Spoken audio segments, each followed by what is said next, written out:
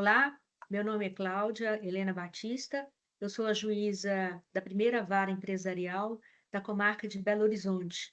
Estou muito feliz de estar aqui participando desse sexto iSummit, com tantas amigas queridas aqui do meu lado, e a ideia seria fazer uma homenagem, né, às mulheres, e eu faço essa homenagem às minhas amigas que estão aqui nesse painel, muito colegas que eu acho assim representam muito o que a gente vai discutir aqui, que é essa questão, né, da cultura, da modernidade, o que está faltando. É quase que um balanço, né, dessas mudanças e desse momento que o direito da insolvência vem passando e o quanto isso vem impactando as mulheres. Eu disse, quando a gente estava conversando, que eu estou bem assim preocupada com uma questão de estrutura. Nesse painel fala sobre estrutura, e uma das estruturas que vem, assim, de forma, claro, muito, muito falada, mas eu acho ainda pouco pensada, é a questão da aplicação da inteligência artificial em todos os campos do direito e também no direito empresarial. Por que que isso me impactou? Quando eu cheguei de volta do recesso fim de ano, a minha equipe de trabalho, que é muito reduzida, muito pequena, nós sabemos quanto que a gente é cobrado de produtividade, eficiência dentro do Poder Judiciário, tinha feito um trabalho assim de quase minutar todas as decisões que estavam no gabinete. E aquilo me deixou muito preocupada. Falei, mas como vocês fizeram isso? E eles falaram: olha, nós estamos usando, né, a inteligência artificial conforme disponibilizada por vários tribunais, tudo dentro da lei. E agora essa ferramenta a senhora utiliza aí, vai fazendo a revisão, né, houve todo um trabalho, vamos dizer assim, de quem fez, depois quem fez uma revisão, e essa última revisão era a minha. Isso atende a um protocolo que está sendo feito no CNJ, um protocolo que precisa ser melhorado, mas é uma realidade. Diante disso, eu fiquei fazendo essa revisão e refletindo sobre como que isso vai fazer no futuro. Então, primeiro eu acho, não tem como você ter medo da inteligência artificial, não tem como você não usar a inteligência artificial, não tem como você discutir sobre a validade dela ou a deixar de falar, isso está sendo muito debatido. Mas o que me chama a atenção é como que isso vai impactar o trabalho que a gente realiza como operadores do direito. E eu me peguei pensando o seguinte: meu Deus, meu trabalho vai acabar, porque a IA fez uma coisa muito boa. Eu li as decisões, eu olhava assim, e eu fiz uma técnica que foi a seguinte: eu primeiro pegava o processo, fazia um resumo, tentava lembrar tudo que eu sabia sobre aquele processo, qual que era o ponto que ele estava, qual que seria a minha decisão, isso tudo já estava na minha cabeça. E depois que eu escrevia sobre isso, sobre os pontos que eu achava relevante, eu ia lá e olhava. E às vezes, o que eu pensei, a IA fez muito melhor, essa que era a verdade. E fez com uma linguagem que seria a minha linguagem, porque ela foi alimentada, os prompts, tudo isso foi alimentado com todo o material que nós estamos produzindo todo santo dia. E aí eu comecei a me lembrar que também os advogados estavam utilizando essa mesma ferramenta e foi interessante que eles chegavam já dizendo assim: "Ô doutora, nós temos esse processo aqui de, recuperação judicial ou extrajudicial, a gente já sabe seu posicionamento sobre as tutelas, sobre os pedidos de stay, sobre a questão com os bancos, mas, a gente já colocou aqui outras alternativas que a senhora também utiliza". Eu falei: "Meu pai eterno", quer dizer, eles também já têm todo esse material, esse banco, já vão trazendo. E aí eles ainda colocavam da seguinte forma, até muito educadamente: se a senhora ainda assim não der nenhuma das opções, nós vamos ao tribunal, que também lá a gente já sabe como que nós vamos fazer os recursos e o posicionamento, né, dos vários desembargadores sobre o tema. E isso acontece também quando vem a contestação. Eles também já estudam, já sabem e vão buscando uma forma, em uma linguagem que possa trazer as vantagens que a IA possa dar para eles naquela perspectiva de um conhecimento. E aí eu parei para pensar e falei: bom, e agora, né? Nós estamos os advogados, as partes, o Ministério Público e nós também do Judiciário, todos trabalhando com uma ferramenta que não faz mais erros de português, então aqueles problemas que a gente tinha. "Ai, meu Deus, essa concordância aqui saiu errada, essa palavra foi trocada". Ora, agora não, tudo muito bonito, né. Você vê um texto e fala assim: "Olha, esse texto aqui não ficou muito claro". Aí a IA: "Não, então eu vou reescrever". usando o que você está querendo. Então, sim, uma série de modernidades, isso está dentro do nosso tema, que ela vem e faz com uma maravilha e pronto. E isso não é ruim, é até muito bom. Mas eu fiquei pensando, e ainda assim, como que eu vou me colocar? Qual que pode ser aí, né, a forma de nós atuarmos de uma coisa que a gente está usando e que é uma máquina? E para isso eu lembrei de todas essas mudanças, eu que já sou a mais velha aqui e tal, né? Eu que fui lá da datilografia, depois para o copia e cola. Essa ferramenta, por mais incrível que ela seja, ela é uma ferramenta. E o que vai fazer a gente trabalhar essa ferramenta de uma forma que ela possa realmente nos ajudar, mas também trazer esse olhar que precisa ser humano e sempre vai ser humano. O que eu acho, que eu estou pensando, é exatamente trazer essa visão para o processo. Então, mais do que ficar trazendo um processo técnico, científico, fatos, trazendo uma indução de um resultado que eu quero, é preciso que as pessoas tragam as suas demandas verdadeiras, os seus verdadeiros interesses, e que a gente possa ajudar, não apenas num método científico de um pedido certo, determinado, mas que a gente possa realmente trazer a solução do conflito. Por que que eu tenho que mascarar que às vezes eu peguei um dinheiro que estava no crédito do banco, que estava à minha disposição, e depois eu entrei com pedido de recuperação para o banco vir e falar assim, tá vendo? Ó, ele está de má fé. Ele foi lá primeiro, tirou todo o dinheiro que ele tinha no meu crédito lá, para agora vir aqui e querer essa suspensão. Por que que eu tenho que fazer esse tipo de negócio para trazer essas coisas para o processo? Se eu faço um ato desse tipo, é claro que a IA vai fazer só uma solução. Ó, você fez um ato ilícito, você vai ser punido, você não vai ter direito a isso, a sua empresa pode não recuperar. Mas será que é esse o fato? Será que a gente não tem que olhar com uma visão macro e perceber que hoje não existe mais um fluxo de caixa como lá antigamente, que você ia numa farmácia, numa empresa, lá tinha um dinheirinho, tinha um banco, né? Um cofrezinho lá dentro, banco não, um cofrezinho, que a pessoa ia lá e com aquele dinheirinho ela pagava ali os fornecedores, os empregados, porque ela tinha aquele dinheiro. Ora, mas no mundo, e principalmente no Brasil, que nós sempre fomos trabalhando com uma inflação muito violenta, ninguém faz isso, ninguém. Então, esse dinheiro que a gente chama hoje, o caixa, o fluxo de caixa, isso não existe, a não ser dentro do sistema bancário. E dentro do sistema bancário, vocês ainda percebam qual que é a realidade hoje. Se você deixa lá R$ 10.000 na sua conta corrente, o seu gerente logo liga e fala assim: minha filha, você está perdendo dinheiro, aplica esse dinheiro, aplica esse dinheiro. Né? Você põe qualquer coisa que resgata, que não sei o quê. Bom, a gente faz isso. Mas no momento que eu vou precisar desse dinheiro e ele está bloqueado por N razões da minha crise financeira, eu venho e falo assim: não, não, não, não, não. Esse dinheiro não está disponível para você porque você tem débitos, você alienou, você fez uma. Então, essa realidade que a gente não encontra quando a nota fria vem, é que eu acho que vai ser o pulo do gato.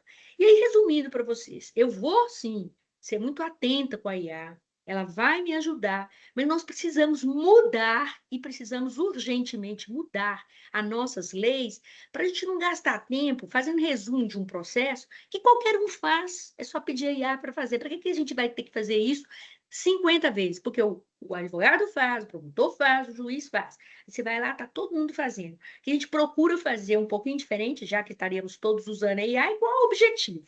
Então, para que eu preciso disso num processo 50 milhões de vezes? Vamos ser mais objetivos, vamos ser mais, marcar mais audiências, fazermos mais aproximação entre as pessoas, entender melhor, ouvir, ver, falar, tentar um contexto que não seja aquele contexto do papel frio e do processo tal como ele é montado, porque se a gente ir nessa linha, eu acho que todos nós vamos ser descartáveis, porque realmente nessa linha científica, dá-me o fato, eu te dou o direito, dentro de uma frieza técnica e científica, nós vamos ser superados muito melhor pela inteligência artificial.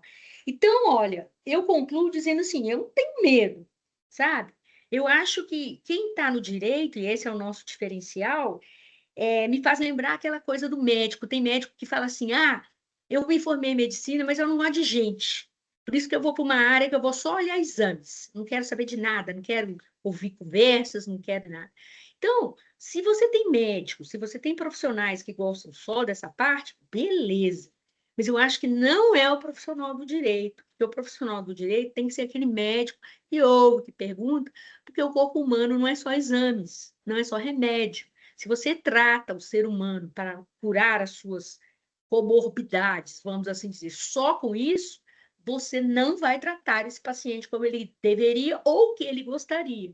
Porque muitas vezes o paciente traz para você uma dor de cabeça, mas o fundo de dor de cabeça dele é um problema pessoal. E nós mulheres sabemos muito bem, né, como que é isso, porque a gente desde jovem, desde adolescente, a gente tem que lidar com essa transformação do nosso corpo, dos nossos hormônios, né, das nossas falta de tolerância com muita coisa. Quando eu era jovem, eu tinha muito problema no meu ciclo menstrual e agora tem problemas na menopausa. Então, nós mulheres sabemos muito bem, né, que isso, embora natural, que a gente possa curar, a gente precisa de um tratamento que não seja só medicamentoso ou de exames.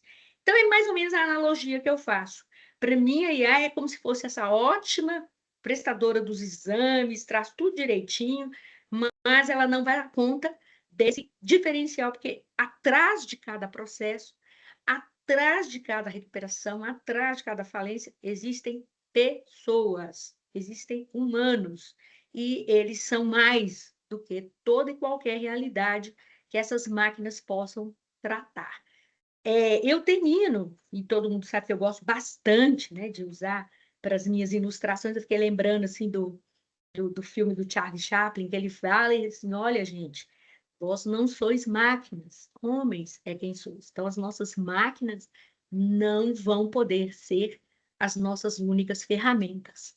E esse futuro, para mim, é aquele futuro da musiquinha da aquarela. Quem não se lembra, né, do Toquinho contando assim, ó, e o futuro, né? Ele está logo ali em frente, a esperar pela gente. E o futuro é uma astronave que nós tentamos pilotar. Não tem tempo nem piedade, nem tem hora de chegar. Sem pedir licença, muda a nossa vida e depois convida a rir ou chorar. Nessa estrada, né, a gente vai caminhando e a gente não sabe para onde que ela vai chegar. Eu só não gosto da última frase que ele fala, vai descolorir, né? Vai descolorir, descolorirá tudo, mas essa frase, em tempos horríveis, com tantas coisas de guerra, eu sei que vai descolorir. Um dia ali um rapaz falando, né? Nós humanos achando que o universo é infindável, não acaba, acaba, nossa vida acaba e tudo acaba. Mas esse descolorir lá, eu quero bem longe, porque nós estamos falando né, de um momento muito alegre, muito feliz, que é o Dia Internacional das Mulheres. Então, eu só fico pensando nisso, que a gente vai construir ainda e quero construir uma aquarela bem colorida e bem bonita. Nada de descolorir, não. Ah, Deus, Que é isso. provocação maravilhosa. É sensacional. Muito obrigada. Privilégio estar aqui ouvindo a senhora falar e nos provocar dessa maneira. Eu acho que o que tem que mudar, né, em relação a IA, só para a gente comentar rapidamente aqui sobre o tema que você trouxe, doutora Cláudia, essa percepção de que ela não vai mudar o nosso lado humano tem que ser muito clara para todo mundo, né? Assim, de que as nossas habilidades de interpretar os problemas, resolver os problemas humanamente, elas precisam se sobrepor. Sabe quando a pessoa perde um pouco um sentido e aguçam os outros?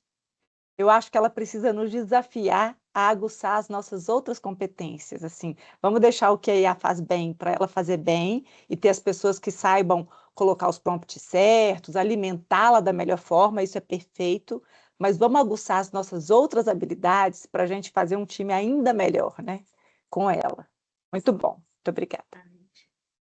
Perfeito, Valesca e doutora Cláudia, que nos abrilhantou com essa fala. Realmente, a IA, nos traz um certo receio, né, de sermos substituídos, e hoje em dia a gente busca tanto uma humanização em todas as esferas e respeito, né, à posição da sensibilidade das pessoas com o caso concreto, com as situações. A gente trabalha tanto pela humanização, inclusive, para que as pessoas sentem e negociem e conversem diretamente, debatam sobre o assunto, não só friamente, como a doutora disse. Então, realmente, doutora Cláudia, é um grande desafio, mas a Valesca bem salientou que essa sensibilidade humana e essa posição de entender mais diretamente o que o ser humano, no universo de uma reestruturação que é onde a gente atua, que o ser humano precisa, que são a maior parte empresas familiares, e por trás, então, daqueles CNPJs, existem pessoas e famílias, como eu também falo aqui no escritório, há mais de 20 anos que eu trabalho com insolvência, que atrás de cada número de processos são pessoas e famílias, e que o que está em jogo, muitas vezes, naquele processo é o resultado da vida inteira de dedicação e trabalho daquela pessoa. E para aquela família e para os seus herdeiros e filhos, uma certa segurança e garantia. Então, a gente tem que olhar com humanidade todos os lados. O empresário que sofre com a crise, os credores que estão ali, claro, querendo uma segurança jurídica de seus negócios para que consigam estabilizá-los, mas também a humanização dessa nossa sociedade que está em fase de desconexão. Em razão da internet, nossos adolescentes estão vindo conectados mais a telas do que a brincadeiras com seus amigos. Então, assim, as mulheres mães percebem isso, mulheres profissionais, mães percebem isso, essa ruptura dessa ligação da humanidade, tanto em casa como também, que já vem de muito mais tempo, no ambiente negocial de reestruturação com troca de documentos apenas, de forma fria, como a doutora Cláudia bem mencionou. Samantha, posiciona a gente com relação a isso também. Eu também fiquei encantada com a fala da doutora Cláudia, como sempre, né? Ela sempre encanta, uma coisa muito. Ela fala com coração e com muita experiência, então acho que essa união, ela fala muito simples, né? Ela tem uma fala simples, isso para um magistrado, eu acho que é um presente, né, para nós que somos jurisdicionados, porque eu acho que isso faz toda a diferença quando a gente ouve, fica fácil de entender, de compreender. E a fala dela me fez lembrar. Assim, a gente precisa tanto da humanização que só a gente pode ter, que a inteligência artificial não dá. Eu me lembrei do seguinte, de que as inteligências artificiais usadas por empresas, né, e na parte de, até com um trabalho, obviamente, incrível de marketing, as que mais agradam a população são aquelas inteligências artificiais que mandam emojis, que fazem carinhas, que falam como se fossem humanos, né? Então, essa tentativa de nos conectar também, de uma certa forma, com a inteligência artificial, vem muito dessa nossa necessidade de abraçar, de estar junto, de ouvir o outro. E os emojis, eu acho que eles mostram isso, né, de uma forma... foi uma criação dessa nova comunicação que a gente tem. Hoje a gente se comunica muito via WhatsApp e via emojis, e né, os jovens, inclusive, não escrevem mais as palavras, são 3 letrinhas que às vezes as minhas filhas mandam.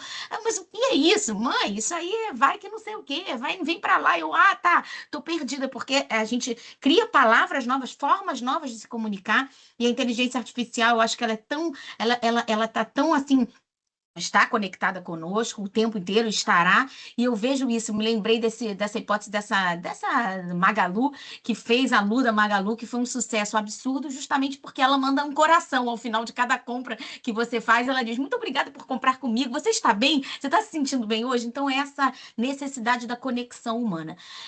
Então, assim, eu vou pegar o gancho para falar um pouco do que eu acho que eu posso acrescentar aqui na nossa conversa hoje, nesse painel.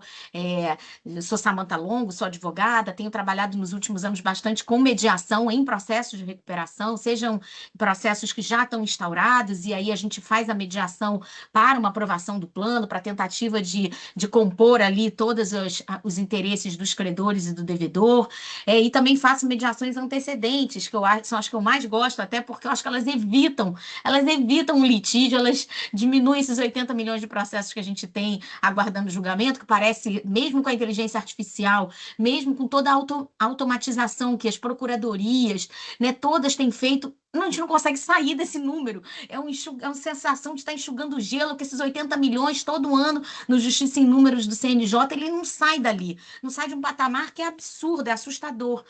Mas então, assim, essas mediações antecedentes que tentam chamar, né, o devedor chama os credores para dialogar, tenta criar esse espaço. Como bem disse a doutora Cláudia, hoje mesmo, como advogada, eu atuo num processo que eu estou tentando, desde o início, chamar outra parte para fazer um acordo. São vizinhos que estão brigando por uma construção de uma casa. Assim, eles são vizinhos, eles serão vizinhos. Assim que a obra terminar, essa família vai se mudar e vai viver ao lado da outra.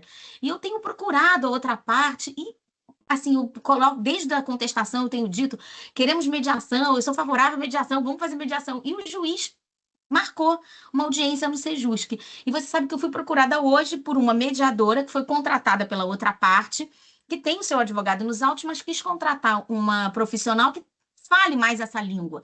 E ela disse, olha, ele diante desse empurrão aí do magistrado, e eu já tinha tentado várias vezes diretamente, o cliente, ele estava só ali batendo, né? E a coisa pode ser que não dê em nada, mas assim, a importância da figura do magistrado nesse papel da conciliação, da aproximação das partes, da oitiva, né? Então, deixa a inteligência artificial fazer o que ela faz muito bem, ela vai compilar as informações, ela vai ser bem alimentada, ela vai trazer decisões minutas, muito já assim, na linha do que aquele magistrado já está habituado a fazer, mas é só o magistrado que vai conseguir realmente ouvir a parte, e é o que a gente fala nas sessões de mediação, né? Olhar no olho da pessoa e sentir aquelas microexpressões que a gente só percebe atento, né? Ela fez uma cara agora que eu senti que isso, eu acho que no momento dessa fala da parte, foi a hora que eu senti ali um desconforto enorme. Então, o mediador que está olhando isso consegue interferir, tentar entender. E eu não preciso, eu acho que a gente não precisa fazer terapia na mediação, não é também achar que todas essas relações entre instituições financeiras, devedor, vamos buscar lá no âmago qual é o trauma dessa pessoa na infância, por que ela age assim enquanto gerente do banco. Também não precisa de tanto. Eu acho que a gente tem que pensar sempre em custo, né? Qualquer trabalho, qualquer investimento de profissionais qualificados, de pessoas, isso envolve um custo que a empresa, muitas vezes em crise, não tem dinheiro para assumir. Então, vamos trabalhar, vamos separar o que efetivamente é importante trabalhar mais a fundo, o que não é importante trabalhar a fundo. Então, eu acho assim, falando no nosso painel, que é um painel que também fala de transformação e transformação cultural, eu vejo que a gente avançou demais nos últimos 5 anos, muito nessa, né?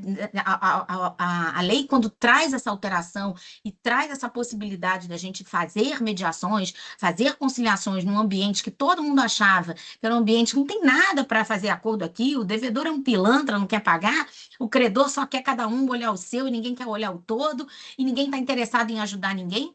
Não é verdade também, ninguém precisa sair amigo, ninguém vai precisar fazer tantas parcerias comerciais, mas a gente resolver aquele problema pontual, realmente ouvindo o outro, se colocando no lugar do outro, isso tem espaço, e a prática está mostrando isso.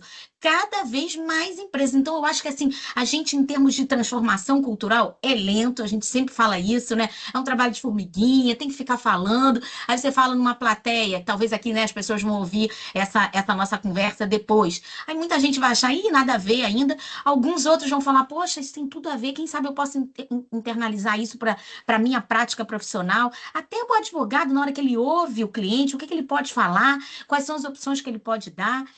O magistrado, o Ministério Público, todo mundo pensando e reverberando nessa tentativa da autocomposição, todo mundo sai ganhando. A gente vai diminuindo esses 80 milhões de processos que parecem não diminuir nunca, e a gente vai pacificando, a gente vai fazendo as pessoas. Eu gosto do William Murray, gosto muito desse negociador, professor de Harvard, porque ele escreve muito sobre a matéria, ele é um cara brilhante, ele é inspirador, ele é uma pessoa que você tem vontade de ter um conflito só para chamar ele para resolver. E ele diz, assim, hoje, quando a gente pensa numa situação de resolução de um conflito, a gente está pensando em ganha, ganha, ganha. E que ganha, ganha, ganha são esses? Ganha porque ganha um, que é a parte, ganha outra parte, que também está envolvida, a gente pode pensar em multipartes quando a gente fala aqui num processo de recuperação. Mas o terceiro ganha, quem ganha? Ganha a sociedade, gente, porque toda vez que você tira um conflito do ambiente, a sociedade ganha emocionalmente, psicologicamente, financeiramente, é menos custo. Quem é que paga o judiciário? Quem é que paga a doutora Cláudia para lá trabalhar, os funcionários dela estarem lá? toda a estrutura está funcionando, somos todos nós. É a sociedade que paga para ter um sistema de justiça que funcione. Então, cada vez que a gente faz as pessoas serem mais protagonistas, entendedoras, que elas escutem, que elas se coloquem no lugar do outro, tudo isso é um ganho muito, não é nem indireto, é um ganho diretíssimo para a sociedade. Então, assim, em termos de avanços, eu acho que a gente tem avançado bastante nessa cultura do ouvir, nessa cultura, cada vez mais advogados têm procurado a mediação, administradores judiciais, tem casos que eu sou indicada pelos administradores judiciais que veem, olha, tá um conflito ali, eu tô vendo que aquele negócio não vai. E o administrador judicial, se você pensar friamente, quantas pessoas não falavam isso? O administrador quer que o processo fique aí rolando, depois vire uma falência, que ele vai ganhar mais. Não é, o administrador quer resolver também o problema. O administrador quer que a empresa continue fazendo as parcerias, pague as pessoas dentro do que é possível se pagar. Claro que nunca, né? Ninguém vai pensar num processo de recuperação judicial que ninguém perca. Tem sempre, perde, né? As pessoas perdem, mas pode perder de uma forma mais eficiente. Então, eu vejo todos esses personagens hoje muito mais conectados com essa ideia, querendo que isso aconteça, e eu acho que a gente ainda tem muitos desafios, e desafios que passam também, me parece, até pela própria atuação e postura dos magistrados. Eu acho que os magistrados já mais especializados, a doutora Cláudia aqui nem se fala, uma sumidade, essas pessoas já estão mais habituadas e tendem a compreender esse espaço da negociação como um espaço não jurídico. Ali você está num espaço negocial, onde o objetivo é trazer a pessoa para a mesa. E óbvio que a gente traz os credores para a mesa, num convite para mediação, quando eles também se sentem de alguma forma, não compelidos, mas com uma sugestão mais enfática do magistrado de que aquele é um espaço para você conversar. Então, eu acho que também decisões judiciais que favoreçam a mediação, especialmente a antecedente, que tenta evitar a judicialização depois, trazendo, por exemplo, credores concursais ou extraconcursais. Eu entendo pessoalmente que ali na mediação antecedente você tem que tratar de credor concursal ou extraconcursal. Todo mundo é credor. Inclusive, assim, o fisco, que evidentemente é um credor que não está sujeito aos efeitos. Não é interessante para o fisco ser convidado numa mediação antecedente para ele entender o que está acontecendo com a empresa, ter as informações, pensar numa transação tributária, tentar colaborar de alguma forma? Então, assim, eu acho que é qualquer credor. É o que tem alienação fiduciária, é o que tem de qualquer forma que ele seja um credor extraconcursal, por que não estar sujeito àquele momento que são 60 dias na verdade, de uma suspensão, de uma paralisação para se tentar encontrar alguma coisa. É claro que juridicamente vai se discutir, esse credor depois está sujeito, mas isso é um depois, e é um depois que a gente talvez nem queira, a gente não quer que aconteça, é um depois que as partes estão tentando evitar.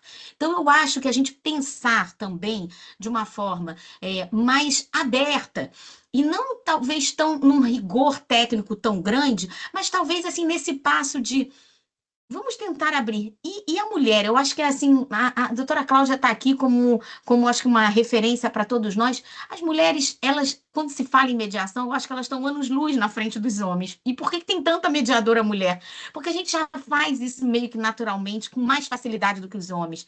A gente tem mais, acho que historicamente, antropologicamente, emocionalmente, a gente é mais aberto a ouvir, a tentar compor, a tentar apaziguar. Então, eu vejo a mulher, né? E a gente está aqui falando e comemorando esse Dia Internacional da Mulher, muito espaço ainda para ocupar, seja na magistratura, seja como advogada que vai sugerir ao cliente a mediação, seja como mediadora, não importa, tem espaço para todas as mulheres e as mulheres somam muito nesse ambiente, somam muito, porque essa coisa dessa negociação pago isso, me dá aquilo, não faz isso, agressiva, que a gente tá... Eu, então, cresci ouvindo muito isso, os homens negociando sempre de uma forma mais agressiva. Ninguém precisa ser agressivo.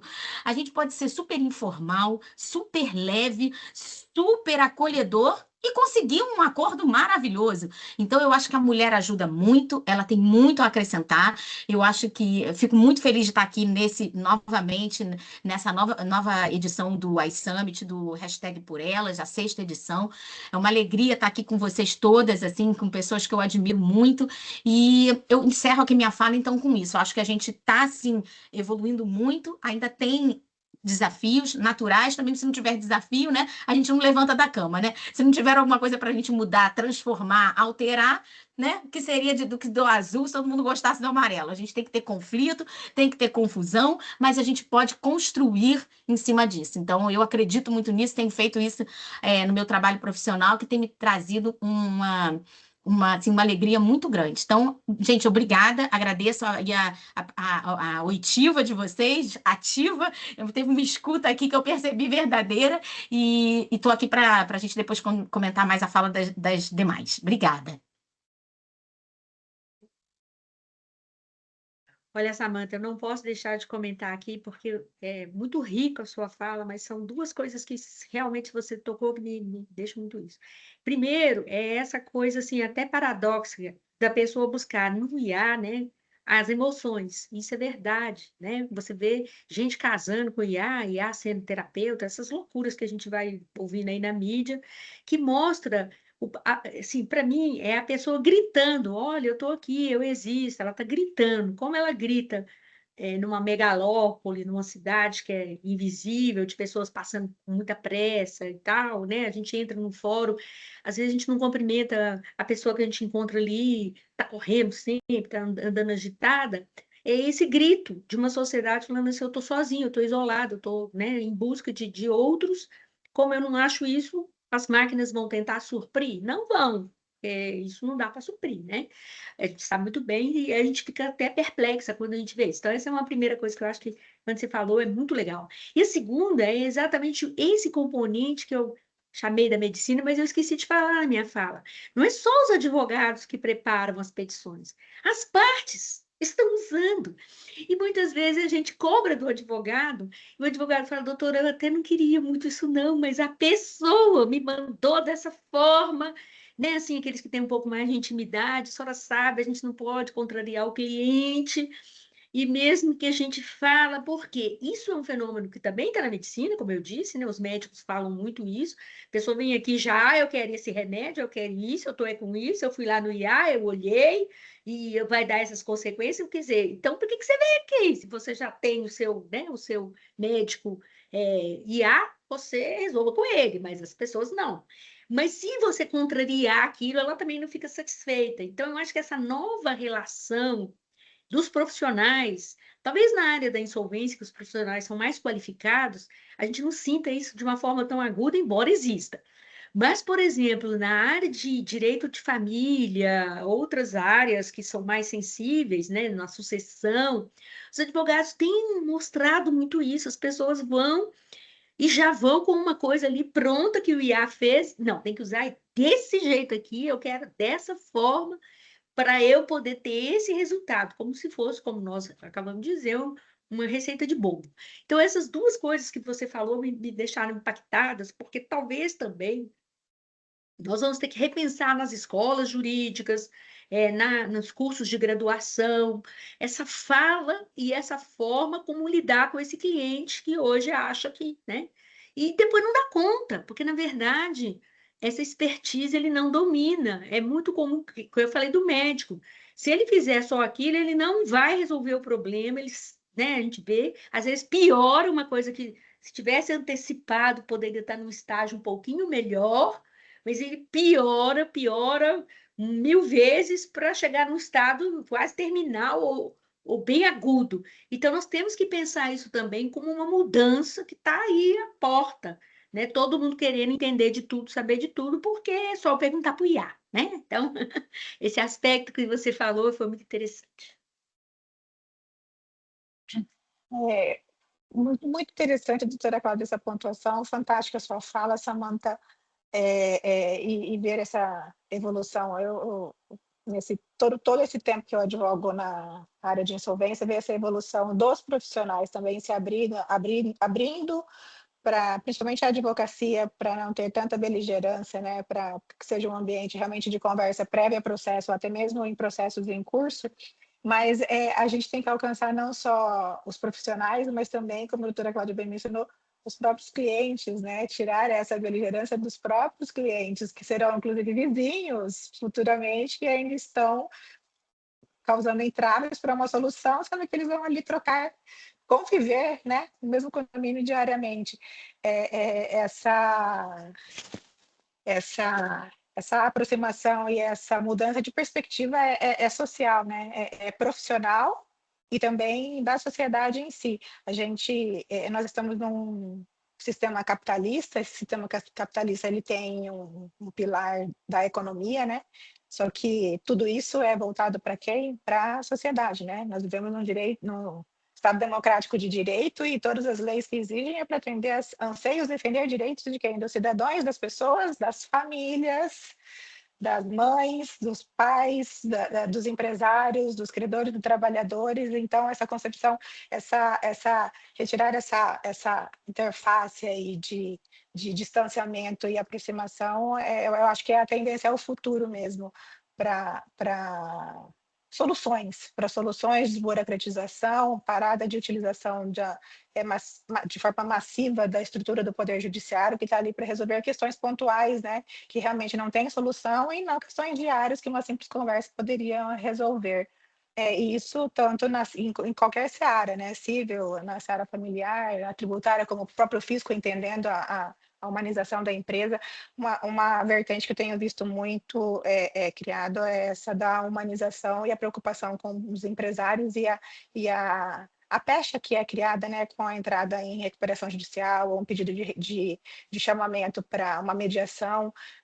Nós temos casos seríssimos, isso precisa ser falado aqui, de pais de família que não aguentaram a pressão e acabaram tirando a própria vida. Quando entraram em recuperação judicial, entraram em falência porque não conseguiam mais fazer frente àquelas pessoas todas aquelas famílias que eram funcionários e que dependiam da empresa dele para continuarem alimentando dentro de casa. Então, não dá para falar que a gente tem, claro, a gente precisa de segurança jurídica, a gente precisa de toda a estrutura, precisa de capacitação de profissionais, mas se a gente não tiver a humanização e entender que realmente são pessoas por trás dos processos e das negociações, a gente vai partir para uma sociedade que só sobreviverá se forem todos robôs, sem emoções, sem sentimentos e sem coligação.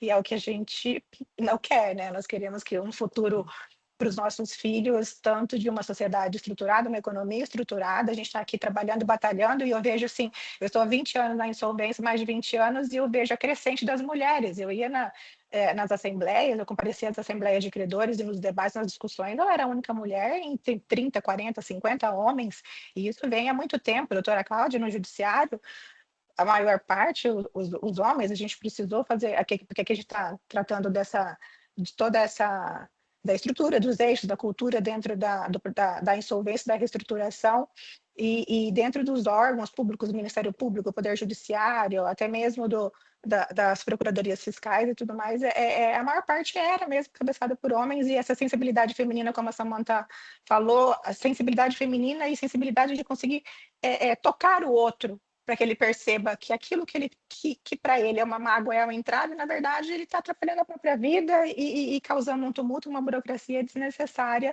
por coisas que podem ser resolvidas mais levemente, né, Samantha? Mais levemente, como as mulheres conseguem trazer Pera lá, vem cá. Você não acha que se talvez você observar por esse outro aspecto, por esse outro caminho, você não chegaria numa solução, pararia de gastar tanto dinheiro, movimentar processos por tanto tempo, você chegaria numa soluções sofisticadas? Vamos sentar aqui, vamos construir junto, que é uma coisa que eu vejo muito no perfil das mulheres e não vejo tanto no perfil dos homens, mas que também existem grandes homens que oferecem soluções sofisticadas, oferecem soluções de mediações e composições, mas eu vejo o papel feminino assim muito importante nessa virada de chave da sociedade para a humanização e para o diálogo, para a conversa, para o diálogo sem rusgas e em busca de soluções mesmo. Valesca, deixo contigo. Eu vou aproveitar, comentar e vou puxar o gancho da minha parte na sequência, porque acho que vai fazer um pouco de sentido. Primeiro, Samantha, eu queria dizer da minha admiração por você. Eu acho assim, sua fala, assim como você comentou da doutora Cláudia, ela flui porque ela vem do coração. Assim, é tão verdadeiro tudo que você diz que a gente vai se encantando. E eu queria dividir uma alegria muito grande de ver em 2026 a mediação protagonizando, sabe, em tantos momentos. eu quero fazer uma confissão que eu acho que eu nunca falei sobre isso em público, talvez a doutora Cláudia nem saiba. Mas em 2016, eu defendi minha dissertação de mestrado, e era sobre mediação em recuperação judicial, e eu fui reprovada porque não fazia sentido. A banca achou que eu não sabia do que eu estava falando, que a proposta nunca ia fazer, não era nada que fosse utilizável. Nós estamos falando de 2016. Então, olha como nós evoluímos, e hoje eu estou aqui com uma pessoa da prática de mediação, com uma juíza do judiciário que defende a prática. Então, assim, meu coração se enche de alegria de ver que, sei lá, assim, não fui eu quem transformou o tema, mas certamente eu sou uma incentivadora dele e fico muito feliz de ver isso acontecendo. E aí o segundo gancho é por que eu fico feliz de ver isso acontecendo? Porque a gente se despide dos papéis. Assim, a gente não está num ambiente de reestruturação para massacrar o devedor, para tirar a melhor vantagem de não sei quem, para vestir uma capa de negociação e bater na mesa e querer espremer o outro do outro lado. A gente quer convergir, a gente quer resultado, a gente quer entregar para a sociedade uma empresa que possa voltar a trabalhar, gerar empregos, riquezas. A gente sabe o quanto é desafiador ser empresário no Brasil, que as coisas mudam, que todo negócio nasce, pelo menos a grande maioria deles, de pessoas bem intencionadas, querendo fazer dar certo, né? Assim, eu estou começando um negócio novo agora, acabei de virar, como que eu tenho tanta boa intenção nisso, sabe? Assim, então a gente precisa lembrar, e volta na humanidade que a doutora Cláudia falou, lembrar de que as pessoas, quando começaram qualquer empreendimento, começaram com um sonho, que era de uma família, os credores também. Então, eu estou nesse negócio novo agora, que é muito de governança e de falar com credores, porque a gente quer falar com respeito com os credores, porque eles também têm um negócio, não é só o devedor que tem um negócio ali que foi importante, aquele crédito que ele talvez nem receba, ou que ele receba lá na frente de uma maneira, também é tão importante para ele. Então, a gente tem que conversar com os dois lados com muito respeito. Então, acho que você foi brilhante na sua abordagem. Vou ficar aqui cada vez mais torcendo para que a gente consiga mudar, né? O nosso painel é o que precisa mudar isso, da gente se despir. E eu acho que a gente faz isso com mais naturalidade, por isso que as mulheres estão ganhando um protagonismo na mediação, mas que os homens também se dispam de personagens, né, da reestruturação, para a gente ser verdadeiros solucionadores de problemas, solucionadores de conflito, da insolvência. Um país insolvente é muito ruim. A gente, com números desse tamanho, a gente pode dizer que a gente tem um país insolvente, né? As empresas, é muito, muito crítico o número que a gente vê. E aí, falando um pouquinho dentro do que é real, porque é isso que eu queria, que as pessoas fossem reais naqueles papéis. Seja advogado do credor, entenda a dor dele com realidade, mas olhe para o outro, vamos ser reais. Eu vou entrar aqui na minha provocação do meu tema.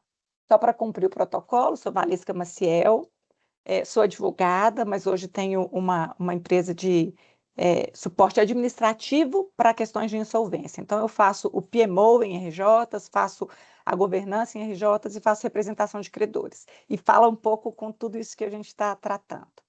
E o que eu queria provocar está dentro da cadeirinha de governança, que é um pouco assim, eu sei que hoje a gente está aqui celebrando, né? Celebrando o Dia Internacional das Mulheres e as conquistas que a gente já alcançou.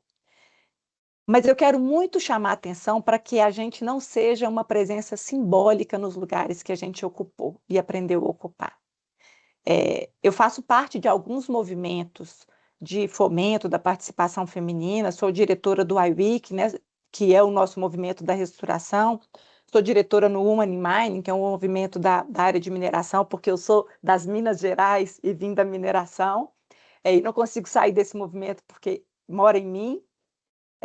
Mas eu vejo isso, a gente acompanha, com dados e números, uma evolução muito grande na ocupação das mulheres em cadeiras, até no atendimento de algumas exigências e recomendações internacionais, e aí eu não vou trombar com a parte da Aline, porque ela vai abordar isso, mas a gente vê, assim, até para obtenção de crédito, tem uns relatórios agora de governança que olham muito para essa parte, o ISD ajudou a gente a olhar para a governança, para o lado social e esse lugar das mulheres. Então, tem muita tem muita força nessa corrente da participação das mulheres, mas que ela não seja só um número, que ela não seja só um marco para a gente poder, um percentual, né, para a gente cumprir um percentual. Eu quero muito que a nossa participação seja efetiva, que ela seja real, que os espaços que a gente ocupa sejam espaços de decisão, sejam espaços de estratégia. Eu sou apaixonada com estratégia. Eu quero, por exemplo, representar credores, mas eu quero discutir a estratégia com o meu cliente. Eu quero que ele entenda que eu vou contribuir com aquilo, que é meu pensamento. Não é só falar e informar, é ajudar a construir estratégia, ajudar a construir um número, ajudar a construir uma proposta. Do outro lado, ajudar a construir um consenso. Então, eu quero celebrar, mas eu quero celebrar a liderança feminina. Eu quero celebrar a escuta masculina, que a gente esteja numa reunião de conselho e que aquela membro conselheira seja ouvida. Não só assine a ata, não só compõe ali para dizer que temos tantas mulheres no conselho, né? Então, eu acho que a gente tem esse desafio, sabe? Assim, de não termos só visibilidade. A gente ocupou espaço, precisa ocupar mais. A gente ganhou visibilidade, precisa ter mais. Mas a gente ainda está devagar na conquista dos poderes de decisão. Acho que as empresas criaram comitês, mas ainda não mudaram a governança interna sobre lógica de remuneração, sobre critérios de promoção, sobre desenho de sucessão. Quem é que vai ser o próximo presidente da empresa? Alguém cogita de fazer uma alternância? Sei. Eu nem quero propor critérios, eu não quero entrar nesse embate ideológico aqui de o que é melhor ou o que é pior. Eu não acho que a gente tem que ser protegido a esse ponto, mas que a gente consiga, além de ocupar os espaços, e aí cabe também a nós mulheres, mostrar as nossas competências, né? E para isso, o que a gente precisa conquistar ainda mais? Um modelo de trabalho um pouco mais humano para nós. Porque além de trabalharmos e querermos trabalhar de igual para igual, a gente chega em casa, tem uma jornada infinita, tem, às vezes, uma liderança que espera de nós uma disponibilidade completa. Então, passa do horário, 8 horas da noite, quero estar em casa, chega um WhatsApp, chega uma mensagem, a gente tem que responder. Uma liderança que convida, às vezes, os homens para o networking, esquece de convidar as mulheres, mas é o networking que vão fazer negócios. E aí a mulher não gera negócio, então ela não consegue escalar, não consegue subir, não consegue ser promovida. Então, essas mudanças, para mim, elas são, e é um tema que eu adoro porque é governança, né? Assim, elas são de governança, não é só compliance. Então, não é só cumprir aquele número. Ah, eu estou em conformidade porque eu tenho esse número aqui de mulheres no meu conselho. Não é só isso. Olhe para a sua governança, se precisar de ajuda profissional, olha para... E esses grupos todos que a gente participa, a gente tem uma capacidade muito boa de ajudar dessa maneira, assim, de questionar, de pegar, às vezes, o benchmarking com quem está mais avançado, compartilhar. Vamos pensar em critérios mais objetivos e transparentes de promoção que possam privilegiar as mulheres, revisar as culturas de avaliação que confundem performance com disponibilidade limitada. Não, se eu estou performando bem, ou eu estou sempre 100% disponível. A gente teve um painel que a gente está falando aqui no 7º painel do 6º iSummit do #PorElas, né? A gente teve um painel que falou bastante sobre maternidade. E maternidade é isso, assim, eu não estou, então eu lido super bem com maternidade, as minhas profissionais que tiveram filhos ou não tiveram problema nenhum. Não é isso. Você precisa pensar isso como política estratégica de retenção de talento. Eu, inclusive, te incentivo a ser mãe, porque quando você é mãe, você cria inúmeras habilidades outras que os homens, infelizmente, não vão saber o que é isso nessa experiência de vida, porque a gente vira um ser especial depois que a gente que é mãe, né? Então, eu acho que a gente precisa, e aí sem querer me alongar muito, que eu acho que a gente está com o tema do painel bastante curto, eu queria provocar isso, assim, que essa desigualdade que ainda nos desafia, ela é consequência de uma falta de desenho ainda. que a gente precisa melhorar esse desenho nas instituições, nas empresas, tanto no judiciário quanto nas instituições privadas, assim, nas instituições públicas e privadas. Eu acho que a gente precisa melhorar esse desenho de governança para abraçar essas mulheres que tanto querem trabalhar, que são tão competentes, mas que ainda brigam por algum espaço de maneira menos justa, né? Eu acho que pode ser mais justo ou mais igual. E eu estou cheia de energia, sempre estou, para poder fazer isso dar certo. Então, onde eu estiver, eu vou ter que falar a respeito disso. Vocês desculpem se eu tiver enfatizado demais, e acho que vocês estavam mais leves no tom, mas não deixa de ser um dia de muita celebração, mas de muita luta também, né? A gente segue nessa toada. Muito obrigada, gente.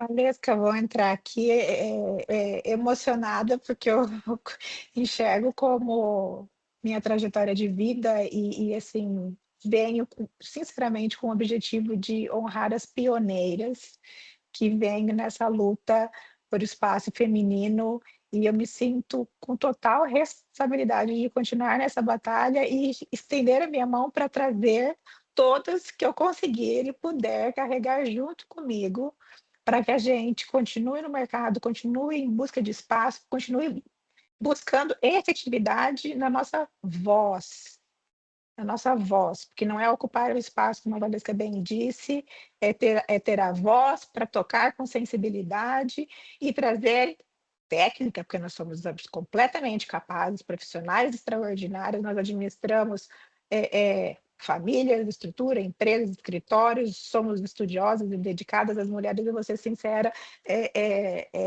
eu vejo, e vejo também em perfis de escritórios e tudo mais, como elas querem mesmo se dedicar e ter um espaço, e a gente tem que se preocupar com as próximas gerações, que com toda essa mídia social, com toda essa instrumentalização, ferramentas vindo, se elas virão também com essa batalha. Então, a gente tem um papel também de conscientização das novas gerações, para que elas continuem com esse legado, para que a gente não demore 130 e poucos anos de previsão aí, para que haja uma mudança na sociedade mais efetiva, que a gente consiga reduzir mesmo esse tempo. Eu não sei se alguém quer pontuar um pouco a fala da Valesca, mas eu vou acabar abrindo aqui, então, a minha fala. Eu sou a Aline Barini, eu sou administradora judicial, eu trabalho com insolvência há mais de 20 anos, sou advogada aqui no Mato Grosso, atuo no Mato Grosso e São Paulo, e eu sempre tive esse viés de diálogo. Eu comecei na insolvência em 2005, quando foi editada a nova lei, com toda a mudança que teve da concordata para a recuperação judicial, um novo cenário a ser desbravado, não existia doutrina, não existiam jurisprudências para serem paradigma, então assim fomos desbravando mesmo a legislação nova, com toda aquela organização dela um pouco complicada para a gente tratar, e criando peças e sempre tentando trazer. Eu, como advogada, entrando em contato com os bancos, que na época eu advogava para bancos por 10 anos nesse nicho, e eu tentava falar assim, não pode ser só um não para uma assembleia, calma, tem uma empresa envolvida, as pessoas estão sentando aqui à minha frente, existe um plano apresentado, vamos aqui ouvir as propostas, repassa isso para a diretoria. E eu confesso, foi um trabalho de formiguinha, eu consegui assim, ter assim, a empatia de 2 advogados internos de um banco que eu advogava, e eles começaram a perceber que, inicialmente, que a mudança, se não ocorresse, seria prejudicial, porque ficariam sempre de fora do plano e acabariam se submetendo àquilo, mas também tiveram a percepção e começaram a trazer e aproximar os credores. Então, assim, essa evolução a gente vem, quem atua com isso há muito tempo, vê do diálogo sendo trabalhado, mas demorou mais de 20 e poucos anos para ter uma certa flexibilidade, né? E o que a gente vê nos processos, essa palavra, Samanta, que você falou, foi muito importante. Não é uma suspensão de prazo, é um tempo para todos sentarem numa mesa redonda, no mesmo patamar, sem privilégios, que são merecidos e tem, né, por conta dos negócios jurídicos firmados, que tem todo o respaldo legal, mas espera lá, né, não é melhor, pela teoria dos jogos, que essa empresa continue funcionando? Porque se você liquida, ela acaba por vez, e ninguém recebe. Então, vamos ser inteligentes numa construção coletiva, que é o que eu acredito na lei de reestruturação e de insolvência, e que a gente acaba não vendo isso vindo de outros lados, né? Então, essa aproximação a gente sempre pede. E assim, a gente tem que entender que não é, como eu disse até agora há pouco, não é o Brasil que está estourando em processos de recuperação judicial, não é o Brasil que está estourando em processos em pedidos de mediação, de cautelares antecedentes. O mundo está em crise. E a gente tem que afastar essa beligerância que existe. E aí eu vou fazer o paralelo, são guerras sendo travadas, quando a gente vai verificar apresenta-se que é um cunho social para ajudar aquele país, mas também a gente verifica por trás que tem interesses econômicos, interesses políticos. Então, pera lá, vamos ser real, né, Valesca? Vamos ser reais aqui, vamos deixar abrir aqui, vamos nos despir e realmente, quais são os interesses? Realmente é uma coisa pessoal, é um entrave pessoal, aquilo não pode ser negociado, isso não pode ser resolvido? São tantos anos de relacionamento, por que vai interromper de uma forma como essa, sem diálogo, sem construções, e assim, muito para se avançar. De fato, a gente tem no Brasil, a maior parte das empresas são familiares, como eu disse, e aí a gente traz disso o viés social, o viés humanitário, o viés de famílias e bocas a serem alimentadas. Nós temos visto agora um grande número de recuperações judiciais de produtores rurais, e isso me preocupa bastante, no sentido de que não é que houve um estouro, houve uma legitimação, né? E a partir do momento em que há uma segurança jurídica também legislativa para que se faça uso dessa ferramenta, e eu acho que é direito do cidadão fazer uso de todas as ferramentas legais que existem e solicitar de todos os agentes, né, os mediadores, os administradores judiciais, do Poder Judiciário, do Ministério Público, que todos converjam, né, para que haja uma solução mais rápida e eficiente. Isso é de extrema importância e relevância, e são famílias por trás disso. O sistema capitalista estruturado pela economia para que haja a estruturação do Estado Democrático de Direito, e a resposta é para quem? Para o cidadão. A resposta é para quem? Para a sociedade, é para a família, que está custeando toda essa judicialização, como bem a Samanta disse. Então, na Itália, eu vi um movimento, e me chamou muita atenção o Código Civil italiano, que ele positiva o grupo familiar, reconhecidamente num dispositivo legal, e dentro dele eu vi uma coisa tão interessante, e eu sou apaixonada pela matéria de coração mesmo, porque eu vejo que nos processos de recuperação judicial de produtor rural, muitas vezes, por não preencher assim, requisitos formais, ali do artigo 48 do 48, pela comprovação do tempo de um produtor rural, que até então, antes do ingresso com a recuperação judicial, não se exigia formalidades contábeis e regulamentares. E para que ele já conseguiu batalhar a alteração da lei, admitindo que ele faça uso da ferramenta, mas encontra uma nova limitação, exigindo que ele tenha toda a documentação que ele não tinha antes, quando não lhe era exigido. Então, eu vejo, sim, e eu tenho estudado, e quero até tratar sobre esse assunto, que eu vejo uma convergência entre a análise da consolidação substancial diretamente ligado com a legitimidade do produtor rural. Porque se você traz dentro do enfoque do Código Civil italiano, que trata do grupo familiar, você vê ali dentro, quando ele caracteriza que é o poder decisório, que são situações alternadas na família. A esposa do produtor rural, ele não pode ficar dentro da recuperação judicial porque ela não tem uma contabilidade traçada em seu nome, mas ela está dentro daquele grupo familiar, ela participa, muitas vezes não formalmente, muitas vezes no imposto de renda ela está declarada como dependente.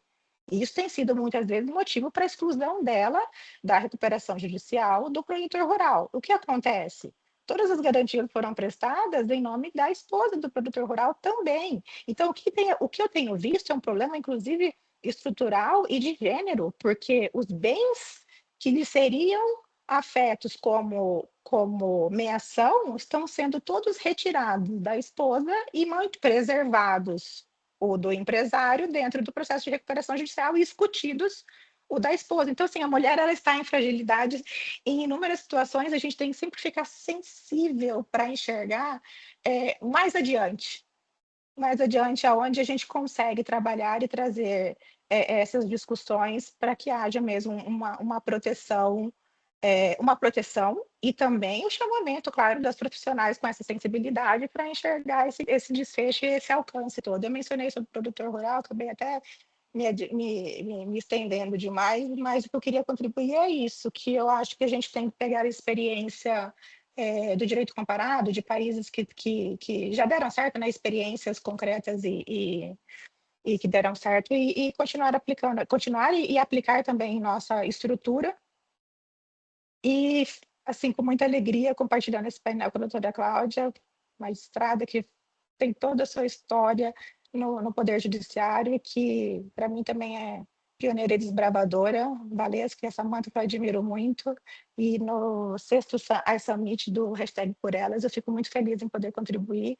Eu sou levanto a bandeira da reestruturação, levanto a bandeira das mulheres sempre, confesso que muitas vezes a gente assume tanto papel que cansa, é exaustivo, mas a gente traz e tenta sensibilizar todo mundo e as novas gerações para que venham conosco, porque na ponta, ao fim, todo efeito e toda consequência vai chegar aonde? No ser humano, na família, na estrutura, no pão que alimenta todo mundo, segurança alimentar, produtor rural com recuperação judicial, segurança alimentar envolvida, negócios internacionais envolvidos, por isso que eu acabei mencionando também a Ancitral, que ela tem direcionamentos, inclusive ela fomenta que haja investimento, né, nas empresas que estão em reestruturação. O Código Civil italiano que está sofrendo não, que está com proposta de alteração de seu texto, eles se preocuparam, inclusive, com o nome da lei, para que não se tratasse de insolvência, porque, querendo ou não, isso cria uma pecha, a pessoa não tem coragem de utilizar uma ferramenta dessa, porque ela vai ser olhada como um falido, e isso é histórico, né? Isso vem da nossa sociedade e ainda não mudou. Então, eles se preocuparam, inclusive, em tirar essa menção à falência, à insolvência do nome da legislação, para que haja uma recuperação mesmo, uma reestruturação da empresa, que é o pilar da economia, é o pilar de todo o país, é o pilar da independência dos países, né?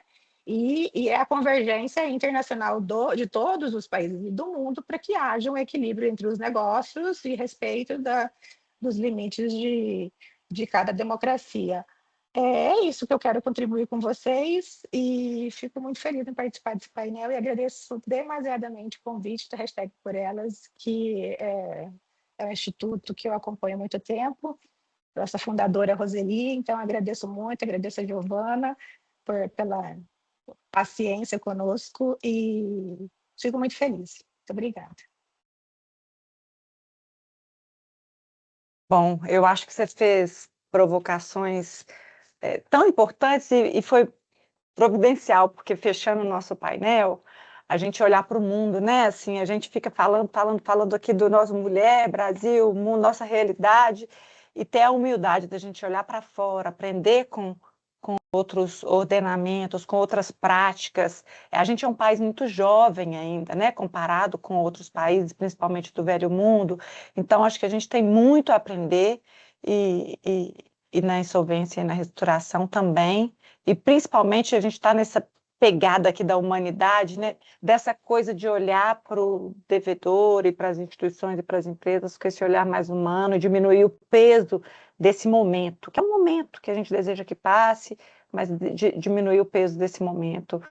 O produtor rural também me toca muito.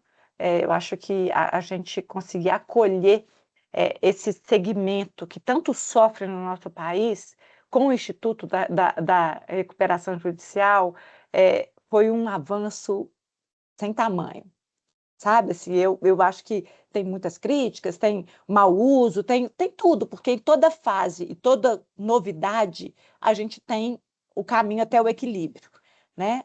Mas que foi um avanço tremendo em termos de sociedade, da gente acolher uma parte verdadeira do país. Nosso país é um país da agricultura, né? Um país rural, um país da pecuária. Então, a gente acolher esse povo todo foi um avanço sem tamanho para o nosso setor, para a insolvência, para a reestruturação. Eu fico muito feliz que isso esteja acontecendo, que eu esteja aqui para ver isso. Assim. Eu sou do interior de Minas e é uma história de ver, né, as pessoas quebrando, se reerguendo, e vem uma chuva, e vem isso, e vem aquilo, e as pessoas estão ali recomeçando quase que a cada safra, e aí a gente vê agora que tem um suporte na legislação, na jurisprudência, na doutrina, a gente encontrar esse amparo. Eu fico muito feliz que isso esteja acontecendo e que eu esteja aqui para assistir. Parabéns pela sua exposição, muito obrigada. Nós, assim, estamos encerrando, né, eu acho, mas também queria fazer as últimas palavras de agradecimento e me solidarizar muito com você, Valesca, por causa que essa partilha que você fez dessa questão do seu mestrado, né? Mestrado, quando você estava, né? Eu também tenho umas histórias assim, sabe? Eu acho que todas as mulheres, eu acho, quando a gente fala, né, sobre quantas mulheres passaram por assédio, por constrangimentos, aí vem aquelas estatísticas absurdas, 80, 70. Eu acho que na área também dessa coisa que você falou, governança, mas que eu vou dizer lideranças, a gente todas devem ter lá o seu momento de passar um constrangimento, porque parece que se não for assim, a mulher não existiu. E essa questão que você fala, então, não basta estar lá, né? Tem que estar lá com qualidade, com reconhecimento, com uma veracidade que a gente sente isso também no judiciário, em todas as áreas de atuação, né? Não basta esse estar lá, eu acho que isso foi muito importante. E se a gente pudesse dizer desse nosso painel, né, 3 palavras, eu diria: a lei não pode tudo, não vai poder nunca tudo, não se trata sempre de ficarmos buscando reformas e mais reformas da lei, da legislação, porque ela passa por essa mudança que eu acho que a Samantha falou, da cultura, né, passa por esse empoderamento que você falou e passa por essa universalidade que a Aline falou. Eu acho que todas nós aqui conseguimos, de alguma forma, com o nosso painel, trazer essas interseccionalidades que essa questão traz, né? O passado não é mais, né? E o futuro não é ainda. Então, a gente tem que tentar passar por um presente, né, que nos dá essa sensação disso que a gente está passando. Então, assim, pronto não está, bom não está, mas a gente olha o passado e já andamos, né, e queremos crer que esse futuro possa nos sorrir. Então, agradeço muito, meninas, fiquei muito feliz, muito mesmo. Outro dia alguém falou assim, você usa muito esse meninas. Não sei, é uma coisa carinhosa que nós entre mulheres temos, né? Não sei, eu acho que eu prefiro às vezes a menina do que a querida ou a amiga, porque é difícil, né? Eu falo assim, eu vou até escrever um artigo assim, por que falamos umas com as outras meninas? Porque a gente sempre se sente no coração que está, né, crescendo, que está indo e que entre nós existe uma meninice, né? Uma cumplicidade, Uma né, doutora cumplicidade. Cláudia? Então, por isso que Eu você não também vê acho que não nos homens. diminui em nada, não nos diminui em nada, não é para falar Não, que a gente é menina e não é mulher, não é nada eu. disso, Então, mas eu é fui um assim um pouco carinho. criticada por Eu isso, também sabe? sou sempre, doutora É Sabe? Cláudia, acolhedor, Você é vê homens eu acho um acolhedor, falando carinho. meninos, eu desarma falei, mas, barreiras. E eu né? acho que em Doutora, Minas a gente usa muito meninas. E aí, Ah, quando a gente fala com pessoas de São Paulo, do Sul ou de outros estados, choca um pouco mesmo. Eu escutei recente, doutora Cláudia, assim, e eu falei, gente, é um carinho, assim, é uma meninice mesmo, é uma cumplicidade, nada de diminuir para ninguém. É só troca pois de é, carinho. eu nunca tinha pensado nisso, mas assim, eu uso meninas o tempo inteiro, inclusive profissionalmente. Às vezes eu tô numa sessão, só tem mulheres, meninas, o que que vocês acharam? Aí eu fico, gente, posso ser tão informal assim, às vezes no e-mail eu mando meninas, mas é porque é tão natural e eu acho é tão bonito a gente chamar de menina, né? Gosto também muito Eu dessa acho expressão, também. uso muito, adorei estar aqui com vocês, foi muito legal. Não podia deixar assim de lembrar dessa coisa horrorosa que aconteceu aqui no Rio de Janeiro, onde eu vivo, esse estupro coletivo de pessoas assim, são da idade das minhas filhas, que sabem quem são os meninos. Então, assim, foi uma coisa muito próxima aqui da nossa vida. E o que me chamou mais atenção de tudo foi ontem comentando com um amigo da minha idade, e ele me perguntou: pois é, coisa horrível aí no Rio, né? Mas assim, essa menina, será que ela é da pá virada? Eu falei, olha, isso é uma pergunta que você não faz, porque ela pode ser prostituta, da pá virada, ela pode querer dar para todo mundo. Ninguém tem nada com isso. Na hora que é não, é não. Não importa se ela estava transando com um e o outro apareceu e ela disse não. É não, é não. E como a gente tem que falar isso, né? E como a gente ainda precisa. Eu tenho 2 filhas adolescentes, falar. E eu acho que as mães, menino, né, tem que falar muito. Não é não. Respeite o não. Respeite a mulher, porque se a gente não é respeitada na hora, numa reunião, quantas vezes a gente já não viu, né? Um homem atravessar você falando e falar de um jeito mais assim. Se não tiver no básico, no trato social, profissional, respeito, ele vai respeitar alguém na hora ali de uma relação Não. sexual? Então, assim, a gente tem muito ainda para avançar, mas que bom que eu acho que esse movimento que foi esse estupro, eu acho que tantos jornais, todo mundo noticiando, o Brasil inteiro já sabendo, e muita gente falando. Vamos torcer para a gente estar cada vez melhor, né, gente? Porque ainda tem muito para evoluir. Muito, né? Mas estamos aqui celebrando. Foi muito bom estar com vocês, meninas. Amei. Beijo, doutora Cláudia. Tchau, Beijo, amiga. Amanda. Tchau, Abraço. Valéria. Tchau, Tchau, tchau. Gina. Até mais. Amanda, doutora Cláudia. Valesca. Um Tchau, abraço. gente. Boa noite. Tchau, Giovana.